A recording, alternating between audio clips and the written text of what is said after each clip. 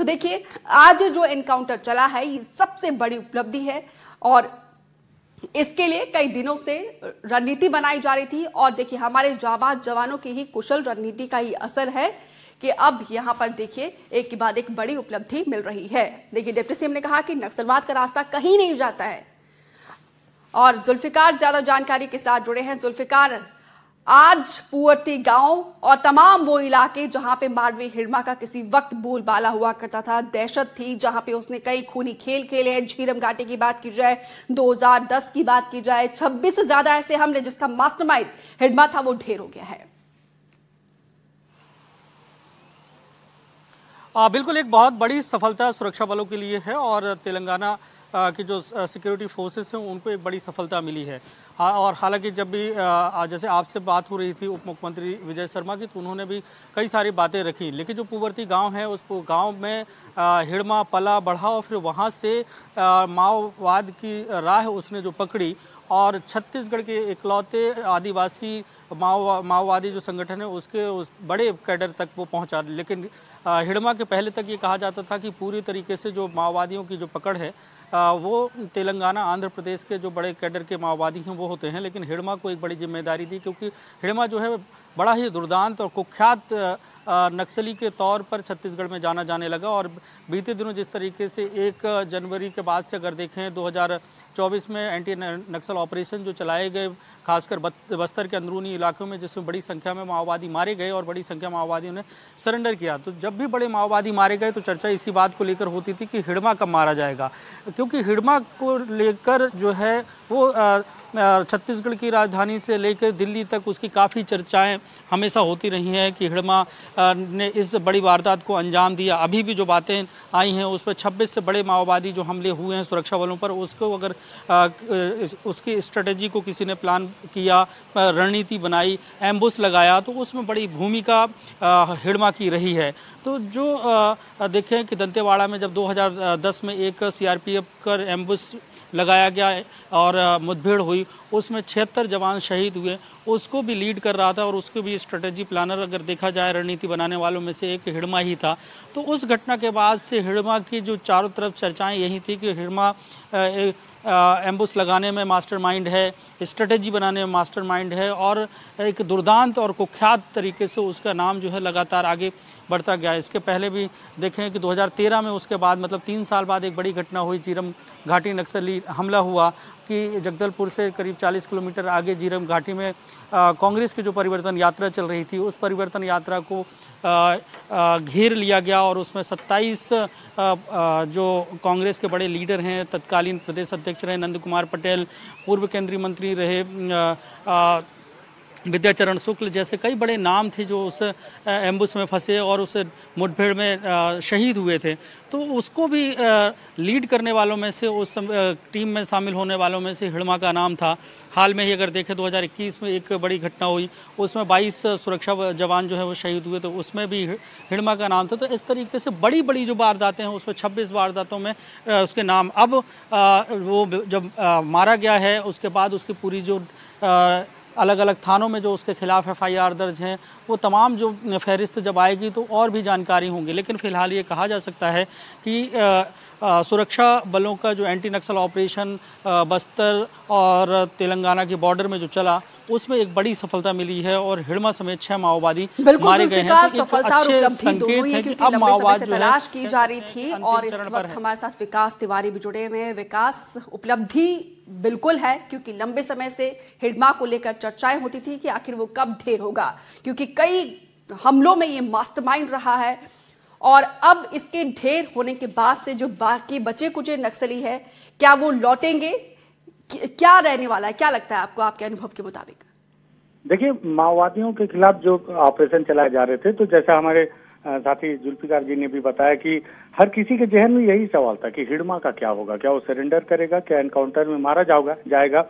ये भी माना जाता रहा है कि जिस दिन हिड़मा से एनकाउंटर होगा तो भीषण मुठभेड़ ही होगी, क्योंकि हिड़मा के साथ बटालियन में ही जो उनके साथी बताते आए हैं, जो बटालियन के लोग सरेंडर किए हैं, उनके द्वारा बताया गया है कि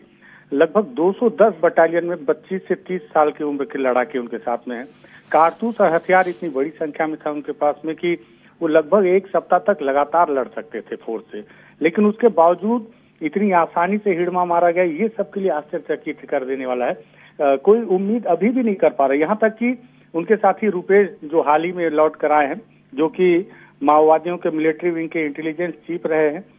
जब मैंने उनसे भी बात की तो वो भी सबसे पहले संशय में आ गए। उन्होंने भी तस्वीर को देखा और उन्होंने भी कहा कि हिड़मा के जैसा दिख रहा है, पर हिड़मा इतनी आसानी से नहीं मर सकता, इसे बहुत ध्यान पूर्वक इसकी पुष्टि करनी होगी। फिर कुछ देर 1 घंटे का समय उन्हें लगा, जो कि उनके साथ जंगलों में रह चुके हैं। तो कोई भी इतनी आसानी से भरोसा नहीं कर रहा है। हिड़मा इतना बड़ा नाम, यहाँ तक कि पूरे देश के साथ साथ पूरे विश्व में भी आज ये इंटरनेशनल खबर है कि जहां भी इंसर्जेंसी पे बातचीत होती है, आतंकवाद पे बातचीत होती है और माओवाद पे बातचीत होती है, तो माओवाद में भी बसव राजू पे कम चर्चा होती थी, हिड़मा पर ज्यादा चर्चा होती थी। न्यूयॉर्क के एक पत्रकार से भी हमारी बातचीत हुई थी, उन्होंने इस बात का डिस्कस किया था। आप उसके प्रोफाइल को समझिए, हर बड़ी घटना के पीछे हिड़मा का नाम, हर बड़ी घटना, जिस घटना ने पूरे छत्तीसगढ़ दंडकारण को दहलाया, उस घटना के पीछे एक ही नाम आता था कि इसका मास्टरमाइंड हिड़मा था। और हिड़मा के साथ जो टीम थी, उस टीम ने ऐसे ऐसे कांड किए भी कि जिसे देखकर हर कोई दहल गया। तो कोई भी एक बार में भरोसा करने को तैयार नहीं है कि हिड़मा मारा गया, लेकिन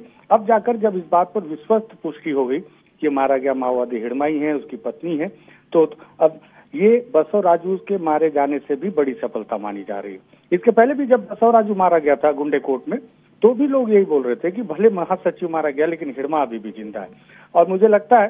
कि हिड़मा का मारा जाना अब कहीं न कहीं माओवादियों की जो सबसे मजबूत टीम है बटालियन, उसके मनोबल को तोड़ने के लिए सबसे ज्यादा कारगर होगी। और अब संभवतः बटालियन के वो लड़ाके जो हिड़मा के दम पे ही अब तक टिके हुए थे संगठन में, अब वो भी वापस लौट सकते हैं। जी, तो बिल्कुल जिस तरीके से विकास आप कह रहे हैं कि बसव राजू से बड़ी उपलब्धि यहाँ पे हिड़मा के मारे जाने की है, उसके बाद से जो बचा कुचा नक्सलवाद है, माओवाद है, विचारधारा है, वो पूरी तरीके से अब हिल गया है। उनकी कमर, उनकी हड्डी रीढ़ की वो पूरी तरीके से अब टूट गई है। जुल्फिकार भी हमारे साथ लगातार बने हुए। जुल्फिकार, जिस तरीके से यहाँ पे विकास कह रहे हैं कि अभी भरोसा बिल्कुल भी नहीं हो पा रहा है कि ये इतनी आसानी से मारा जा सकता है, क्योंकि हमने बीते दिन ही देखा, डिप्टी सीएम गए थे पुअर्ती गांव और हिड़मा की मां ने भावुक अपील की थी। उसके बाद से उम्मीद कर रहे थे कि शायद वो लौट आए, लेकिन देखिए अभी कुछ दिन ही बीते और खबर आ रही है कि हिड़मा जो है वो ढेर हो गया है। बिल्कुल, हमारे साथी और सहयोगी जो विकास तिवारी का अंदरूनी इलाकों में वो लगातार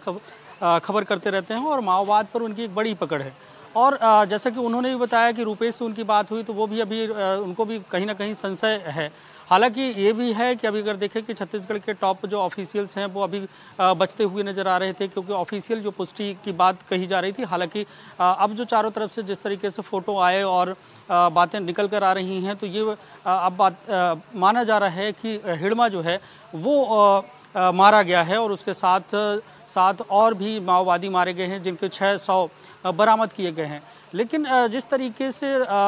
विकास तिवारी ने भी बताया, क्योंकि ये एक कुख्यात, दुर्दांत और मतलब माओवादियों की श्रेणी में हिड़मा का नाम आता था और इतनी आसानी से उसके मारे जाने को लेकर ये बातें जो हैं, अभी जैसे हम भी अभी इस समय पे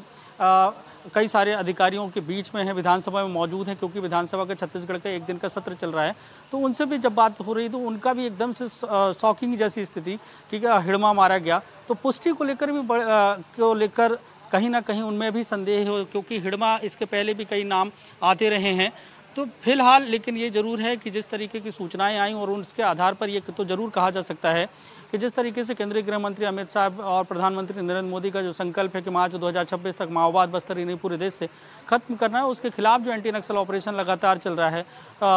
पुनर्वास की नीति पर भी काम हो रहा है कि जो माओवादी हैं वो सरेंडर करें और जो दुर्दांत माओवादी हैं उनको न्यूट्रलाइज किया जाए। तो उसी न्यूट्रलाइज करने की कड़ी में अगर देखें तो हिड़मा का मारा जाना एक बेहद ही सुखद बात है कि जो लक्ष्य है उस लक्ष्य के तहत